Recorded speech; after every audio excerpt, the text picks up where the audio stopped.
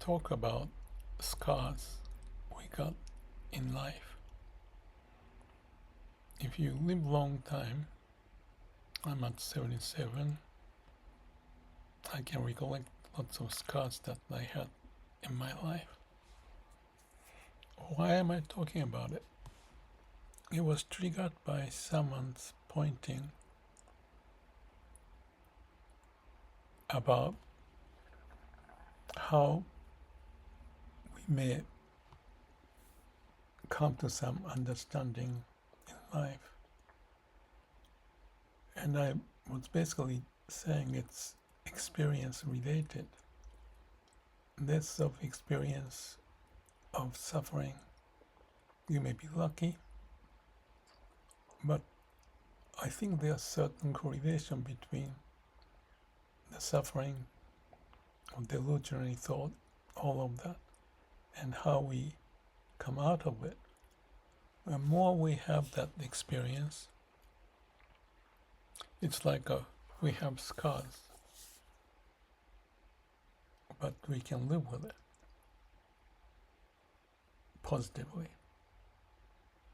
Not to be burdened, but processed in such a way, just like the trees may be growing with some disease or broken branches, but figuring a way to cure, connecting to the root, nutrition, spreading, and doing the best to overcome. And that's how the tree may grow as much as the humans. I'm not suggesting we need to have huge amount and varieties of suffering, but I see, reflecting my case, there's a relationship. More we overcome and more we digest, more we synthesize to be part of who I am, I seem to be able to relate to those experiences deep in my unconscious, subconscious, but being able to see through what is coming and how to go over. So I was talking about delusion is awakening. Without delusion, there's no awakening. And more we have cases, examples, experiences, we may be better equipped to upcoming threat and dangers to be processed. In case of Zen, koan are the ones like paradoxical puzzles that you may go through. Listen to the one hand clapping or many koans which may look like there's expression a mosquito is trying to get the blood from the iron ox or something like that. It's impenetrable, but with certain awakening, pain is gone. More we have that, more curing and more resistance we may develop to deal with the threat and actual cases of what we face in life. We have more resources, experiences that can endure or go through the pain with smile. I think that could be a form of aging, not to say all the agings are the same. So that is what I see. And I was using the case of Soichiro Honda when he was at the age teenagers and early 20s or more. He was working like apprenticeship in the repair shop in Tokyo, and he founded the Honda Motor. As the company grew from 1, 2, 3, 5, 10, 20, he had the dream to be number one.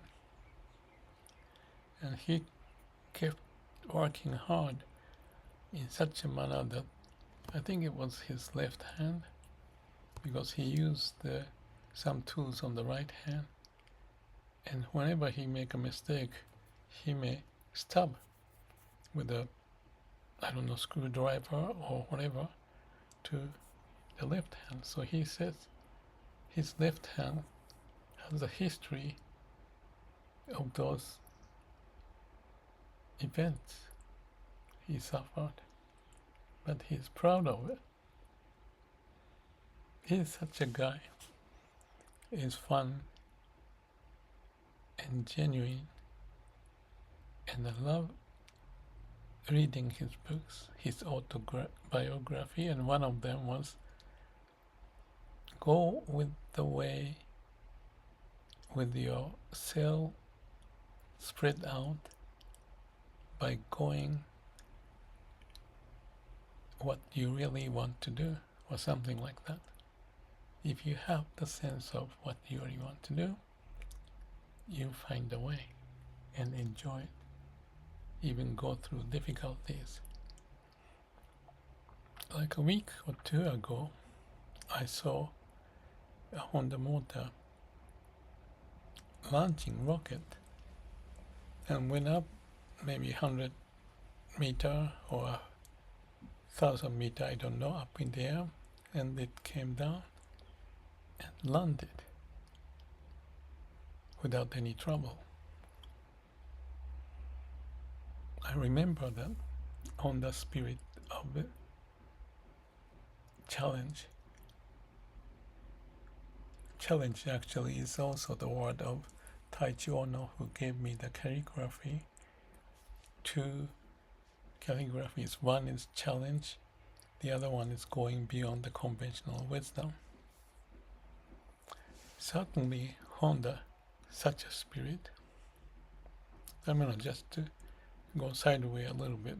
That thought popped up when someone said, because of the snow, we cannot deliver these parts. But the Honda said, go hire the airplane and have a parachute. That's his way, going beyond the boundary of your mind. And that influenced the company and the people. The other story, I had this one in one of my books called The New Shopfloor Management. I didn't explain too much on that picture, but that was the picture of the president of Honda Motor after Honda Soichiro. I think Kume may have been the president's name, CEO's name. And he was riding on the bike, and the bike had the wheel, usually, but this wheel have 2 segments, like a pizza pie, and there are 2 of them, and his idea was, this is what's called the idea contest that the company does every year in the what's the name of the circuit they have, and the point of this the bicycle is that a whole wheel is not necessary to ride a bike, because what is important is to have the bike with this bottom part, on the rest is useless. So he had this pie, pizza-like space of the structure developed, and 2 of them. So one is going down, and when it goes down, the one that was passed flip over and then go to the other end. So that was the one of the, maybe they got the prize. And I saw the president, Kume, I believe, was riding on it. So that's the spirit of Honda. A little crazy, but do what you really like and help the society. Impressive. Well, I guess I jumped around.